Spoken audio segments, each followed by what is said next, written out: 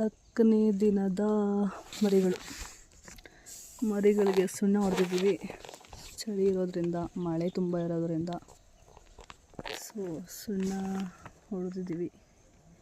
ಹೀಗಿದೆ ಮರಿ.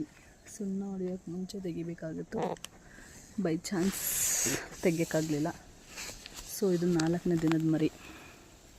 ಸ್ವಲ್ಪ ಮಳೆ ಬಿದ್ದಿದೆ ಅಂಥೇಳಿ ಜಾಸ್ತಿ ಸುಣ್ಣ ಕೊಟ್ಟಿದ್ದೀವಿ.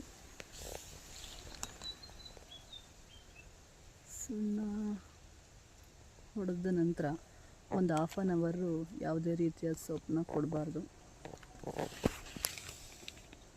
ಒಂದು ಅರ್ಧ ಗಂಟೆ ನಂತರ ಸೊಪ್ಪನ್ನ ಕೊಡಬೇಕಾಗುತ್ತೆ. ಹಾಗಾಗಿ ಸುಣ್ಣ ಹೊಡೆದು ರೆಸ್ಟ್ ಮಾಡಲಿ ಅವನು ಅಂಥೇಳಿ ನಾವು ಕೂತಿದ್ದೀವಿ.